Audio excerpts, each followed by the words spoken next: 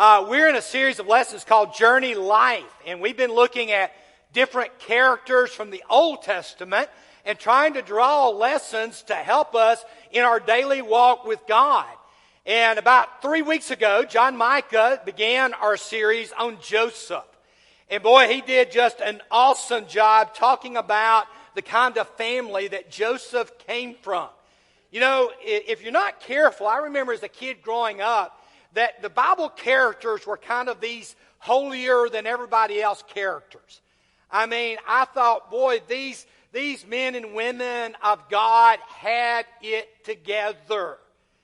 Until I started reading the good book.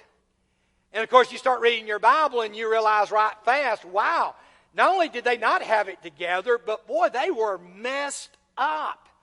And John, as he introduced us to the family of Jacob, said, you want to talk about a dysfunctional family?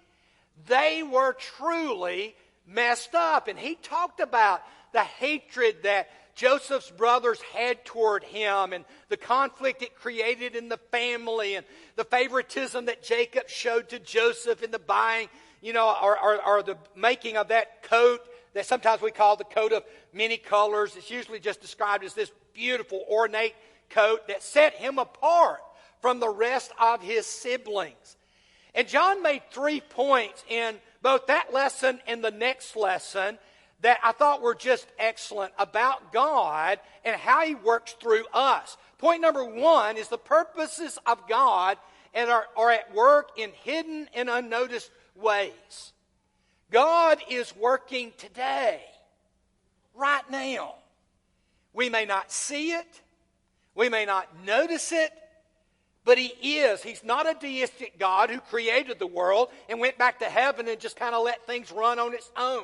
He is intricately involved in my life, in your life, and the life of our community. Number 2, the purposes of God are reliable. God is a promise keeper. What He has said He will do, He will accomplish. Which leads us to the third point, which is God's ways are at work regardless of human attitude and action. In other words, it doesn't matter whether or not we line up with God's plan. His plan will be fulfilled either through us or in spite of us. I oftentimes pray, God, speak either through me or in spite of me. Because sometimes I know that's what He has to do. And I appreciate John pointing these points out. I want to begin by asking you a question. Have you ever had a dream that you have never forgotten? And I'm thinking really a long time ago.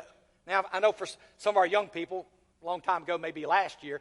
But have you ever had a dream that, normally when you have a dream, even a nightmare, by noon the next day it's gone. It's kind of like a vapor. It appears. You wake up in the night. It shakes you, I mean, sometimes you dream, just crazy things. And you're like, whoa, what was that all about? And then the next day it's gone. But sometimes you have a dream and it stays with you. I was in either the 2nd or the 3rd grade. So 7 or 8 years old. And I had a dream. And I still remember it to this day. 57 years later, I can still picture the house, the gravel driveway, the kids from the neighborhood. I still remember the backyard, the front yard. I still remember what we were doing. It has stayed with me literally almost all of my life. Now you go, what does it mean? I don't have a clue. But it has stayed with me. And I suspect you've got a dream like that as well, or perhaps multiple dreams. There are dreams sometimes that I dream over and over and over again.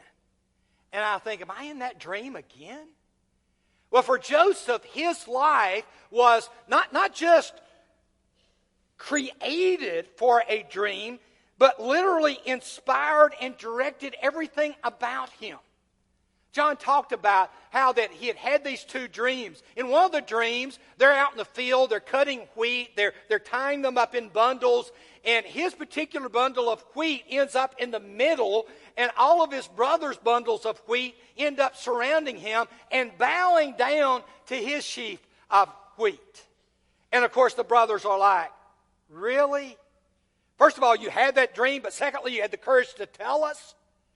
And then he has another dream, and in it, he's a star, and his brothers are stars, but they're surrounding him, and they're worshiping him. But in addition to his brothers is the sun and the moon, representing his father and mother. And he even told it to his dad, Israel. And of course, Israel's like, no, are you serious? He rebukes him and says, what is this dream you had? Will your mother and I and your brothers actually come and bow down to the ground before you? And the brothers are all jealous of him, but his father, Jacob, knows, wait a minute. If you remember the story of Jacob when he was fleeing from his brother Esau, he laid down one night, took a rock as his pillow, and he began to dream a dream of a stairway that led up to heaven and angels ascending and descending. We call it Jacob's ladder. And of course, he named the place Bethel, house of God. And that shaped who he was. And so he kept this matter in his mind, a whole lot like Mary did with incidents in the life of Jesus when he was young. I mean, she just kept these things in her mind and pondered over them. And you know that Jacob must have done so as well. When you get to the end of 37, and John mentioned this, they're planning on killing Joseph. Joseph's going to check on them. They see him walking up with that coat that just irritated the stew out of them. And so they grabbed him, they threw him in a pit, and they were going to go and kill him. But then text says that Judah said to his brothers, what will we gain if we kill our brother and cover up his blood? Come, let's sell him to the Ishmaelites. Ishmaelites were descendants of Ishmael, distant cousins of theirs, lived down in the area of Midian down there, and said, and not lay our hands on him. After all, he is our brother, our own flesh and blood. And his brothers agreed. Now, I want you to remember this Judah here. Don't miss that. It's going to play a very, very important role. And so they sell their brother. Meanwhile, the Midianites, the Ishmaelites, sold Joseph in Egypt to Potiphar, one of Pharaoh's officials, the captain of the guard. And that brings in the end of chapter 37. And then what's strange is as you're reading through Genesis, you come to chapter 38 and you all at once go, okay, what's going on? Subject just changed. It's not about Joseph anymore. Or is it? You see, chapter 38 focuses on Judah, the brother who wanted to sell him as a slave into Egypt.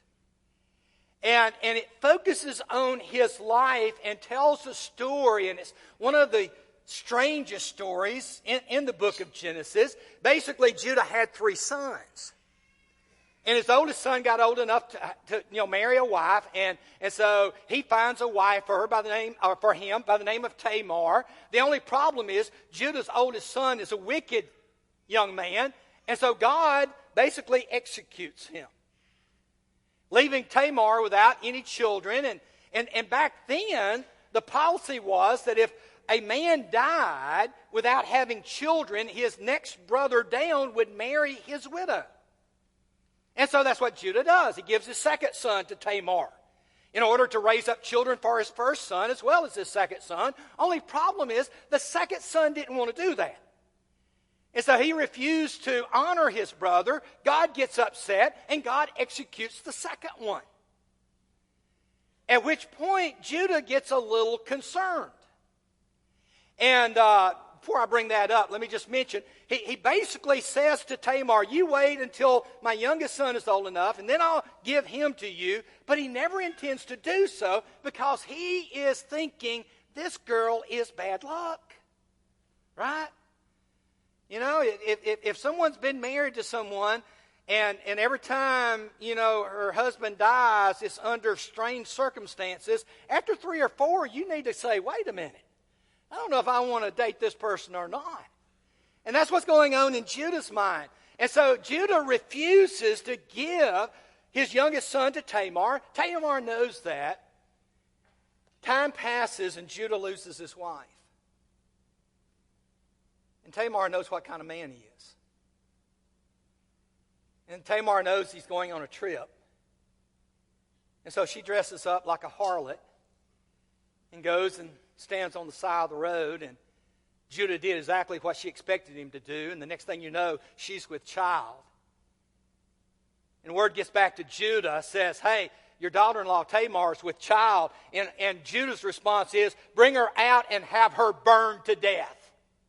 How dare she do this?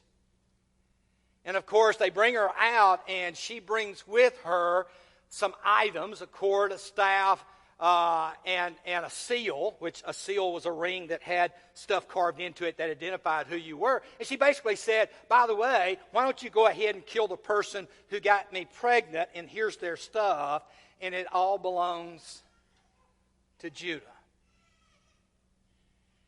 And Judah's response to this incredibly embarrassing situation is to say, she is more righteous than I. Really? Yes. Now you go, okay, so why the story? Because in chapter 39, Joseph's character is contrasted to Judah, the very brother who had him sold. In other words, let's put Judah, who sells this brother, and Joseph, who is the one being sold. Let's put them up side by side and see when it comes to morality, which one stands out.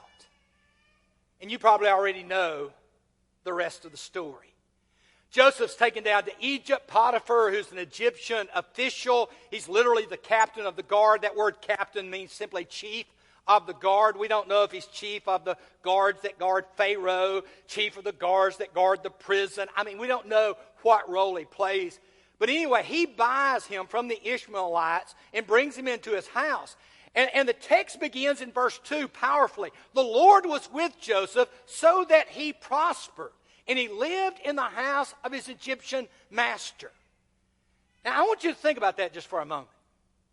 The Lord was with him so that he prospered. Joseph is prospering in a foreign land where he doesn't know the culture. He doesn't speak the language. He's all by himself, away from his family, and he's now a slave. Someone owns him.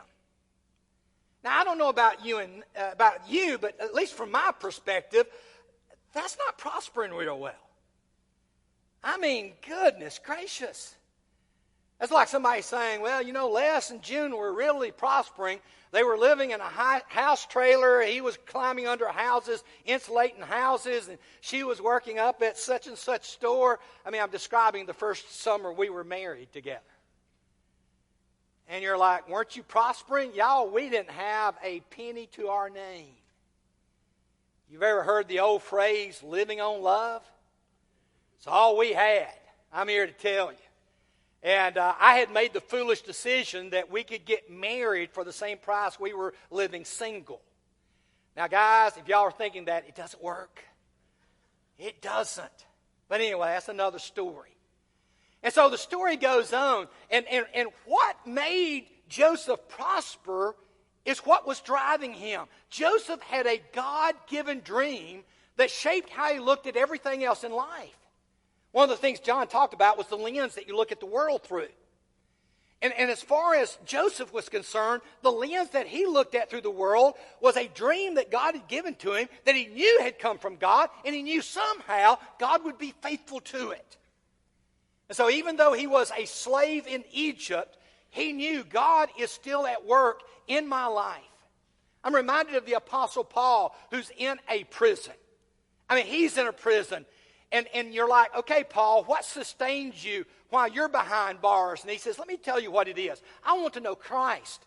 Yes, I want to know the power of his resurrection and participation in his sufferings. I want to become like him in his death. And so somehow attaining to the resurrection from the dead. I mean, here's Paul saying, you want me to tell you what I want? If prison is part of the sufferings of Christ, bring it on. If being in jail is a part of following Jesus, bring it on. If dying is a part of following Jesus, bring it on. As long as, Lord, you let me participate in that resurrection event. Which calls him to write in the next chapter, rejoice in the Lord always. And I'll say it again, rejoice. So can I ask you a question? What drives you? What's your God-given dream or dreams? Do you have them? People oftentimes ask me, why did you become a preacher? And my response is, when I was 12 years old, I came home one Sunday. I was living in Frankfort, Kentucky. And I just knew that's what I wanted to be. And from then on, I never thought about being anything else. I always wanted to be a preacher. And when June agreed to go out with me when I was in high school, and we got to talking, I said, I want to be a preacher. And June said, well, I've always wanted to be a preacher's wife. Boy, my face lit up. There's not a lot of girls who say that, I promise you.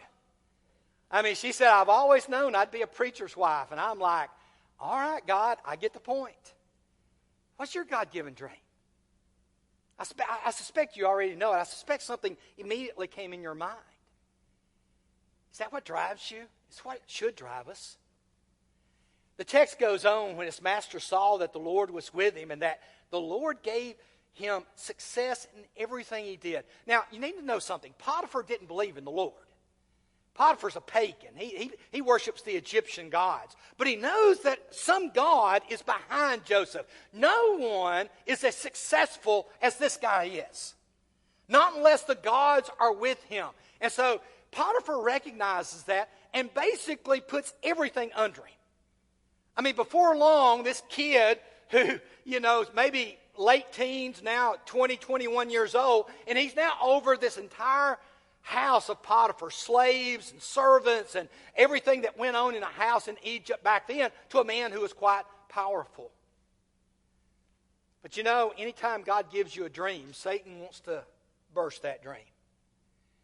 And we see that taking place in the next text, because what's fascinating about chapter 39 is it begins with God was with Joseph, and it ends with God was with Joseph, and then right smack in the middle, sandwiched in between those two, is Satan trying to blow up the dream. And watch how he tries to do it. Now, Joseph was well built and handsome. And after some time, the wife of Joseph's master began to desire Joseph. One day she said to him, have physical relations with me. Here it is. Now the temptation's coming. Joseph, what are you going to do? And I love the very next verse. But he refused. Man, you see that and it's like, 3 words, and yet 3 of the most powerful words in the world when it comes to bursting your dream. He refused. And so, how do you not destroy your God-given dream? Now, a lot of preachers would call this, how do you overcome temptation? Okay, I get that. But it's temptation that messes with the dream. So how do you not destroy your God-given dream? Number 1, you prepare for temptations before they come. One of the things I love about the response of Joseph to Potiphar's wife is you can tell he had been preparing for this moment. And he had the answer just right off the bat. With me in charge, he told her, this is Joseph speaking to Potiphar's wife, my master does not concern himself with anything. Notice that, my master does not concern himself with anything in the house. Everything he owns, he's entrusted to my care. No one is greater in this house than I am. My master has withheld nothing from me except you, because you're his wife. The first thing you see is this incredible respect Joseph had for Potiphar. My master. He didn't say Potiphar. He said he's my master. And he's put me over everything except you. And the first thing you see is a guy who understood what Jesus said when he said, can I tell you what the second greatest commandment is? Love your neighbor as yourself. Here was a young man who said, I can't do this because I respect your husband too much. And then he responded, and then how could I do such a wicked thing and sin against God? That's what I love about Joseph is, first of all, love your neighbor as yourself. But the first one is love the Lord your God with all your heart, all your soul, and with all your strength. If you'll do that, you'll not sin against God. Joseph, before the law was even given, knew that what the law encompassed was 2 simple commandments. Love God and love your neighbor as yourself. I love Job. We went through Job here a few weeks ago, but in the story of Job in defending himself, he said, can I tell you what I did a long time ago? He said, I made a covenant with my eyes not to look lustfully at a young woman. I mean, one of the things that's amazing about the book of Job is Job's own wife is telling him, why don't you curse God and die? And yet, Job simply says, you're talking like a foolish person. No. And at the end of the story, they're still married. Why? Because Job, like Joseph, has said, you know what? I'm going to follow God, and I'm not going to sin against my brother. Number 2, you avoid the places that triggers temptations. Triggers are everything. You know that. I mean, if you'll just think right now of the biggest weakness you have in your life, there are triggers that set it off. I mean, we all know that. I was in the office this last week, and Susie came to me and said, hey, Brian's mom sent over a coconut cake. It's in the kitchen.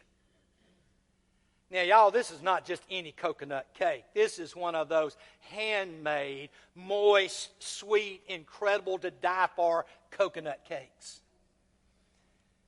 And, of course, I'm like, okay, it's here. If God didn't want me to eat it, He wouldn't have sent it over here, right? Triggers. We all have them. You turn over to Genesis 39, of course, Potiphar's wife is basically tempting him every time he comes into the house. And the Bible says the woman talked to Joseph every day, but he refused to have physical relations with her or even spend time with her. Joseph knew, got to get away from the trigger. I've got to avoid that, which would lead me into sin. Which is fascinating. You turn over to Proverbs 7, Solomon, who had heard of, he didn't watch it, obviously, but he had heard of the sin of his mother and his father, David and Bathsheba. And years later, he's writing to his sons, and he says, listen, as I stood at the window of my house, looking out through the shutters, watching the mindless crowd stroll by, I spotted a young man without any sense. In the book of Proverbs, you're either foolish or you're wise. Here's a young man who's acting foolish. And notice the text there. Arriving at the corner of the street where she lived. He knew where she lived. But not just that. Then turning up the path. Turning down the street that leads to her house. And then, of course, he says, and it was dusk, the evening coming on, the darkness thickening into the night. And then here's what Eugene Peterson, how he translates it, and I love it. He says, before you know it, he's trotting behind her like a calf led to the butcher shop. Wow. That kind of stirs up images in your mind. And so you stay away from the triggers that would lead you into sin. First of all, you prepare for temptations before they come, but then you just stay away from the things that you know you're weak in. But then number 3, sometimes you have to run. I love the way the text says this. One day, Joseph's in the house. Everybody's gone except Potiphar's wife. She comes up once again, come and have physical relations with me. She grabs his cloak, and he runs and leaves it behind as he runs out of the house. I love what one commentator said. Joseph had a major problem with coats. I mean, his brothers ripped off the first one, and Potiphar's wife ripped off the second one. Joseph, stay away from coats. But he got away. He got away. I can't help but think of the Apostle Paul as Paul reflected on Joseph's life. I see him studying under Gamaliel as a young man going, yes, that's the way you do it. And years later, he'll write in his epistles things like, run from immoral behavior. This is from sexual immorality. Run from it. Run from idolatry in any form. I mean, you run. Don't even go near the temple. You avoid it at all costs. And you turn over to 1 Timothy 6, right near the end of his life. And Paul, once again, Timothy, don't let this happen to you. Run away from these things. Which, by the way, this is the chapter on the love of money. And here's Paul saying, don't fall in its trap. Many have, and it's destroyed them. Don't you do it. You run from it. I just imagine with all the lotteries being up around $1 billion, the difference between those who run to buy the lottery ticket and those who run away from the love of money. Of course, Potiphar's wife tells on him. Tells Potiphar, and Potiphar's furious when the master heard the story his wife told him, saying, "This is how your slave treated me." He burned with anger. But here's my question. Anger with whom? Anger with Joseph? Or anger with his wife? You see, I find it hard to believe that Potiphar didn't know what kind of woman he was married to. And by the way, it doesn't tell us. Now, most people take it's anger because, look, Joseph's master took him, put him in prison, the place where the king's prisoners were confined. But can I ask you a question? I mean, is that the punishment for attempted sexual assault in that time period? Do you know what a master did to his slave when he disobeyed him? He executed him. And yet, Potiphar doesn't execute Joseph. He puts him where the royal prisoners are kept, which begs the question, so who is Potiphar angry at? And I'm reminded of the story of the prodigal son when the dad begs the older brother to go into the party, and then the story just ends, and everybody wants to know, did he go in?